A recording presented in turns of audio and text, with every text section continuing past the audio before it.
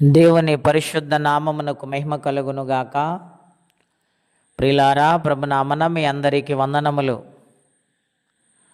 అందరూ బాగున్నారండి? మీ క్షేమము కొరకు ప్రతినిత్యము ప్రార్థన చేస్తూ ఉన్నాను. దేవుని వాక్యము ధ్యానందాము. సామెతల గ్రంథం 3వ అధ్యాయము 6వ వచనం.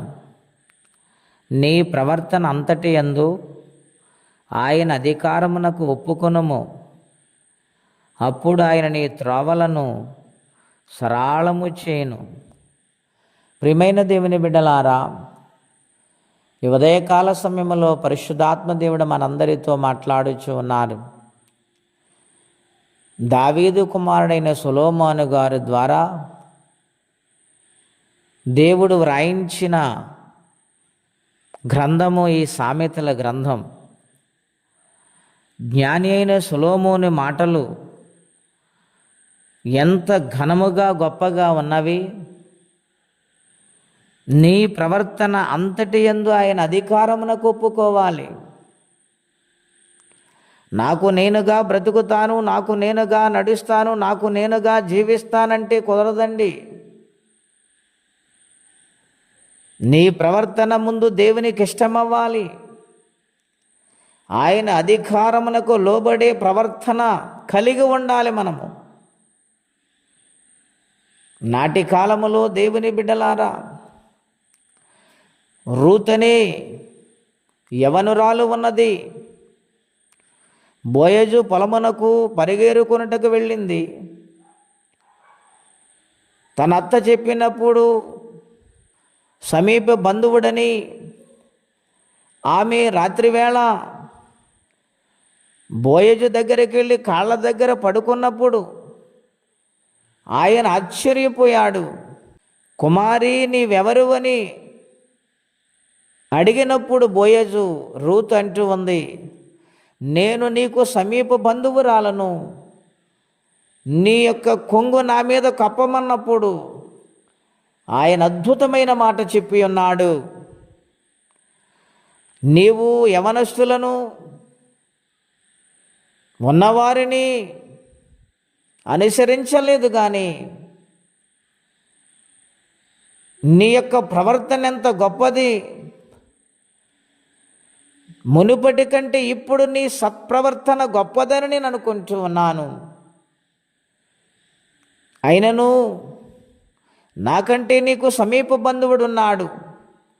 అతడు నిన్ను విడిపించినా సరే, లేని ఎడల నేనే నీకు న్యాయము చేస్తానని రూతుతో మాట్లాడినట్లుగా లేఖనాల్లో మనం చూస్తున్నాం.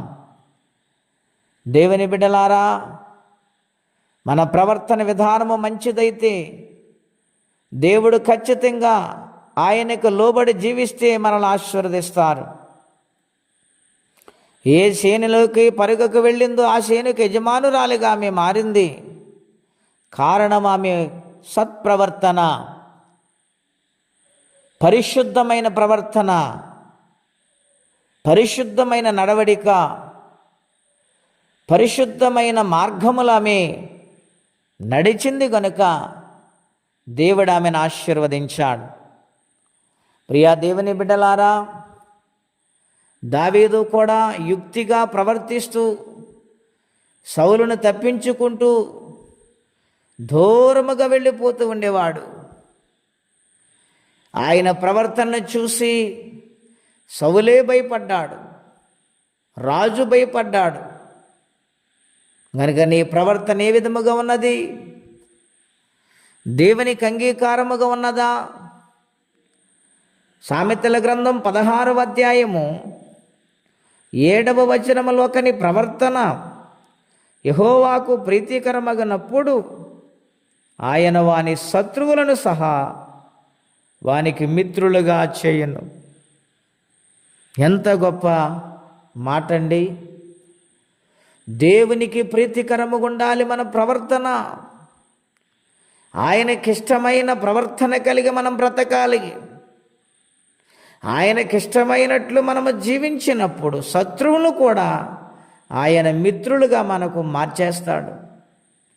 అంతటి శక్తి కలిగిన దేవుడు మన దేవుడు గనుక ప్రీతికరమైన జీవితాన్ని దేవుని సన్నిధానములో మనం నడుస్తున్నాము గనుక ప్రతినిత్యము సరిచేసుకుంటూ దేవునికి భయపడుతూ నడవాలి. కాబట్టి ప్రియులారా, మన ప్రవర్తన సరిచేసుకుందాం. పిల్లవాడు ప్రవర్తన సరిలేకపోతే శిక్షించి దండించి బుద్ధి చెప్పి సరిచేస్తాం. మరి మన ప్రవర్తన సరిగా లేకపోతే దేవుడు లెక్క అడగడా? ఆలోచన చేయండి. బైబిల్లో మహాభక్తులైన వారు ఉన్నారు. వారి ప్రవర్తనను బట్టి దేవుడు వారిని ఆశీర్వదించాడు. పేదవారిని, దీనులను ఆయన పైకి లేవనెత్తాడు వారి ప్రవర్తనను బట్టి. ఈ ఉదయకాలం నీ ప్రవర్తన ఎలా ఉందో ఒక్కసారి నీ మనస్సాక్షిని అడుగు. ఒకవేళ దేవుని ఎదుట సరైనదిగా లేకపోతే సరిచేసుకో. శక్తి సరిపోకపోతే దేవుని ఆత్మను సహాయం అడుగు. ప్రభువా, నా ప్రవర్తన సరిచే నాయనా, నీ కొరకు నమ్మకంగా బ్రతుకు భాగ్యము నాకు ఇవ్వండి. నా ప్రవర్తన బట్టి నా కుటుంబము సిక్కుల్లోనూ సమస్యల్లో పడుతుందేమో, నన్ను క్షమించు నాయనా, నన్ను సరిచే నాయనని ప్రార్థన చేద్దాం. అట్టి కృపా తీర్మానం పరిశుద్ధాత్మదేవుడు మనందరికీ దయచేయునుగాక. ప్రార్థన అండి. అత్యంత కృప కలిగిన దేవా, మహోన్నతమైన మీ నామము కొరకై వందనములు. మీ మహాకృప దయను బట్టి ఈరోజు ప్రత్యేకంగా మాతో మీరు మాట్లాడుతూ వచ్చున్నారు.